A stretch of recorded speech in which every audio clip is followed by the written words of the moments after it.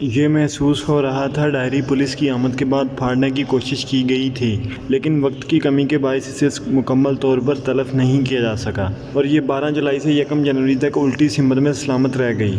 12 جولائی کے صفحے پر ایک دو جگہ ماموں اور نیوٹرل لکھا ہوا تھا۔ خان صاحب اور بشریٰ بی بی جنرل باجوہ کو کوڈ ورڈز میں ماموں کہا کرتے تھے، لہذا یہ جنرل باجوہ کے بارے میں ہدایت تھی۔ اس صفحے پر 2 پن کوڈز یا فگرز لکھی ہوئی تھیں، یہ 17 11 96 اور 11 17 90 تھیں۔ ساتھ ہی اوپر سے نیچے کی طرف 41 پھر 30 پھر 60 اور پھر 30 لکھا تھا۔ یہ کوڈ ورڈز تھے یا پھر کسی لاکر یا اکاؤنٹ کے پن کوڈز تھے۔ ساتھ ہی جلسے کی سرخی تھی اور اس کے نیچے لکھا تھا، گانے صرف اور صرف حب الوطنی کے چلیں گے، ہم دیکھیں گے ضرور ہوگا۔ فوراً 25 لاکھ کا حساب لیں اور خبردار سے تقریر شروع نہیں کرنی۔ پھر 6 جولائی کے صفحے پر لکھا تھا، اگر گورنر راج لگائیں تو پورا صوبہ اور تمام شہر بند کرنے کی تیاری کی جائے، مکمل پہیہ جام ہونا چاہیے۔ کل سے اتنا پریشر بنا دینا ہے کہ عدالت کوئی نیگیٹو فیصلہ نہ کر سکے۔ ریلی چھوٹی نہیں ہونی چاہیے۔ اگلے صفحات پر درج تھا، تگڑے وکیلوں کا ساتھ ہونا چاہیے۔ وکیلوں کے بندوبست کا فارمولہ بھی لکھا تھا۔ سلمان اکرم راجہ کا ذکر بھی تھا۔ ریلی کے بارے میں کہا گیا تھا، یہ بڑی ہونی چاہیے، چھوٹی نہیں۔ 3 جولائی کے صفحے پر درج تھا، عدالت میں وکیلوں کو کیا کیا سوال اٹھانے چاہیے، خان صاحب کو مخالف وکیلوں کے سوالوں کا کیا کیا جواب دینا چاہیے، انہیں ججوں سے بھی کیا سلوک کرنا چاہیے۔ ایک جگہ لکھا تھا، بندیال آ گیا ہے۔ اس کے ساتھ ہی میاں نواز شریف سے متعلق ایک فقرہ لکھا تھا، جس کا مفہوم یہ تھا، چیف جسٹس عمر عطا بندیال کے ہوتے ہوئے نواز شریف واپس نہیں آ سکے گا۔ چیف جسٹس کا نام جہاں بھی لکھا گیا صرف بندیال لکھا گیا اور طرز تحریر خاصا فرینک تھا۔ 30 جون کے صفحے پر خان صاحب کے لیے دعائیں لکھی تھیں، ان میں انقلاب کا ذکر بھی تھا اور ایک نیا نظام لانے کا عندیہ بھی۔ اگلے صفحات پر پیلے رنگ کی چھوٹی سی چٹ پھاڑ کر اس کی درجیں رکھی ہوئی تھیں۔ یہ کوئی اہم پیغام تھا جسے بعد پھاڑ دیا گیا تھا مگر پھینکا نہیں گیا تھا۔ ایک صفحے پر لکھا تھا، کپڑوں کا سٹینڈ بوبی سے منگوانا ہے اور جاوید افریدی کو جوسر مشین کا کہنا ہے۔ 8 اپریل کا صفحہ پھٹا ہوا تھا، یہ بھی جلدی میں پھاڑا گیا تھا۔ ایک صفحے کے کونے پر 6 بار اللہ کا لفظ لکھا تھا، یہ غالباً تسبیح تھی۔ 17 جنوری کے صفحے پر سٹی بینک لاہور کا اکاؤنٹ، اس کا نمبر اور پن کوڈ درج تھا۔ 6 پاسپورٹس کے نمبرز اور ایکسپائری ڈیٹس بھی لکھی تھی۔ پہلا پاسپورٹ 22 مارچ 2022 کو بنا تھا اور اس کی ایکسپائری ڈیٹ 21 مارچ 2027 تھی۔ 12 جنوری کے صفحے پر بینک الفلاح بلو ایریا اور الائڈ بینک کے اکاؤنٹس کا ذکر تھا، چیک بکس کا حوالہ بھی تھا۔ 3 جنوری کے صفحے پر 6 دعائیں لکھی تھیں۔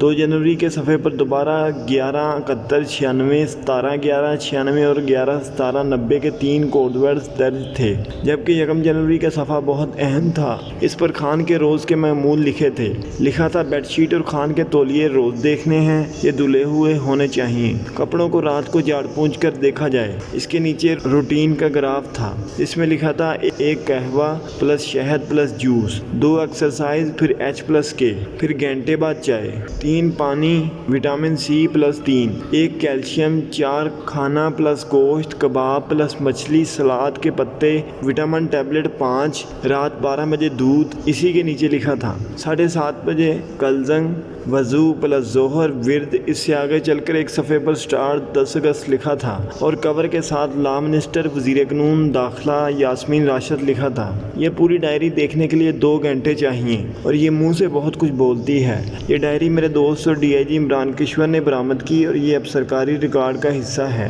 میں نے ڈائری کی خبر 11 اگست کو بریک کی تو میرے چند دوستوں نے چند سوال اٹھائے۔ پہلا سوال تھا، کیا گارنٹی ہے یہ ڈائری واقعی بشریٰ بی بی کی ہے؟ اس کا جواب ہے، ڈائری کی handwriting Bushra Bibi کی ہینڈ رائٹنگ سے میچ کرتی ہے۔ دوسرا سوال، کسی کی پرسنل ڈائری پڑھنا غیر اخلاقی فعل نہیں؟ اس کا جواب ہے، ڈائری جب تک پرسنل رہے یہ اس وقت تک پرسنل ہوتی ہے، لیکن جب یہ سرکاری ریکارڈ کا حصہ بن جائے تو نوعیت بدل جاتی ہے۔ اس وقت بھی ہزاروں ڈائریاں لائبریریوں اور عجائب گھروں میں پڑی ہیں اور انہیں روزانہ ہزاروں لوگ پڑھتے ہیں، حتیٰ کہ علامہ اقبال، قائد اعظم اور فاطمہ جناح کی ڈائریاں بھی پڑھی جاتی ہیں۔ ایوب خان کی ڈائریوں پر کتابیں لکھی جا چکی ہیں۔ Einstein, Dostoevsky, Charles Darwin, Marco polo اور لیونارڈو ڈاونچی کی ڈائریاں بھی پبلک ہیں۔ بشریٰ بی بی کی یہ ڈائری بھی اب سرکاری ریکارڈ کا حصہ بن چکی ہے اور اسے اب تک درجنوں سرکاری اور غیر سرکاری لوگ پڑھ چکے ہیں، لہٰذا میں نے کوئی غیر اخلاقی حرکت نہیں کی۔ اور تیسرا سوال، میں اس تک کیسے پہنچ گیا؟ اس کا سیدھا سادہ جواب ہے، صحافیوں کا کیا کام کام ہوتا ہے۔ ہم وہاں تک پہنچ جاتے ہیں جہاں تک حکومت بھی نہیں پہنچ پاتی۔ مثلاً 2 مئی 2011 کو ایبٹ آباد میں اسامہ بن لادن کے گھر پر امریکی حملے کے اگلے دن میں اس کے گھر میں گھس گیا۔ میں نے تمام کمرے گھوم پھر کر دیکھے، حتیٰ کہ اس برآمدہ نما کمرے میں بھی گیا جہاں اسامہ بن لادن چھت کے رسے سے لٹک کر ایک ایکسرسائز کیا کرتا تھا۔ مجھے اس کی CDs کی کلیکشن بھی دیکھنے کا اتفاق ہوا اور ان اینکرز کے نام پڑھنے کا موقع بھی ملا جن کے وہ ریکارڈ شوز دیکھتا تھا۔ اسامہ بن لادن نے گھر میں سیکیورٹی کی وجہ سے نیٹ اور کیبل نہیں لگوائی تھی، اس کے لیے شوز اور خبریں ریکارڈ ہوتی تھیں، ان کی CD بنتی تھی، یہ CDs اس کے گھر پہنچتی تھیں اور اسامہ بن لادن بعد ازاں اپنے CD پلیئر پر انہیں دیکھتا تھا۔ مجھے اس کی ادویات کا ریک دیکھنے کا موقع بھی ملا، اس میں بھارت کے ایک مسلمان حکیم کی مجون بھی تھی اور مجھے اس ڈائری کو پڑھنے کا اتفاق بھی ہوا جس میں اس نے اس پٹواری کا ذکر کیا تھا جس نے اس کے ساتھیوں سے 50,000 روپے رشوت لے کر زمین ٹرانسفر کی تھی۔ اس کے گھر میں بچوں کے کھلونے بھی تھے اور 3 زبانوں میں بچوں کی کتابیں بھی تھیں، لہٰذا میں تو اسامہ کے گھر تک بھی پہنچ گیا تھا اور جنرل باجوہ تک بھی اور بشرا بی بی کے نکاح نامے اور حق مہر تک بھی، اور یہ میرا کام ہے اور صحافی ہوتے ہی اس کام کے لیے ہیں۔ ہم اگر نئی سٹوریز پر کام نہیں کریں گے تو پھر ہم کیا کریں گے؟ ہمارا اس کے علاوہ کیا کام ہے؟ میں ڈائری کی طرف واپس آتا ہوں۔ ڈائری پڑھنے کے بعد 3 آرا پیدا ہوتی ہیں۔ ایک، عمران خان مکمل طور پر بشرا بی بی کے زیر اثر ہیں، ان کے کھانے پینے اور دواؤں تک کا فیصلہ بی بی کرتی ہیں،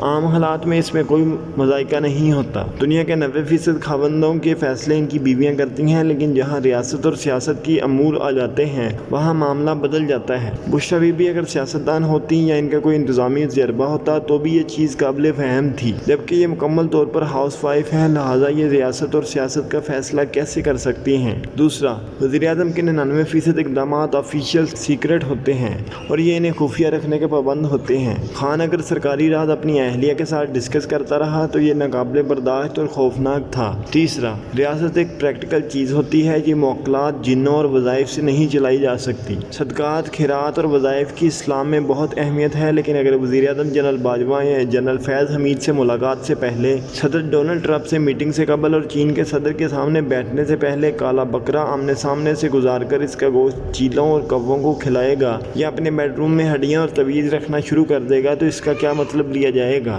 دوسرا، اگر وزیر اعظم ریاستی امور میں موکلات سے مشورہ شروع کر دیں یا وہ بیگم صاحبہ کے وظیفے اور مراقبے کے خاتمے کا انتظار کرنے لگیں تو پھر ہم اسے کیا کہیں گے؟ مجھے علیم خان نے بتایا تھا فیڈرل سیکرٹریز کا فیصلہ بھی بیگم صاحبہ تصویریں دیکھ کر کیا کرتی تھیں، انہیں امیدواروں کی تصویریں بھجوائی جاتی تھیں اور وہ تصویروں پر کچھ پڑھ کر فیصلہ کرتی تھیں اور وزیر اعظم ان کے حکم کے مطابق آرڈر جاری کرا دیتے تھے۔ عثمان بزدار اور ان کے پرنسپل سیکرٹری طاہر خورشید کا فیصلہ بھی بیگم صاحبہ نے اپنی روحانی طاقتوں کے ذریعے کیا تھا۔ یہ فیصلہ ہو سکتا ہے وزیر اعظم اور بیگم صاحبہ کے لیے مفید ثابت ہوا ہو، لیکن 12 کروڑ لوگوں کے صوبے اور 25 کروڑ عوام کے ملک نے اس کی کتنی قیمت ادا کی اب پوری دنیا جانتی ہے۔ یہ ڈائری یہ ثابت کرتی ہے یہ ملک 3.5 سال عمران خان کی بجائے بشرا بی بی چلاتی رہی یا پھر ان کے موکلات۔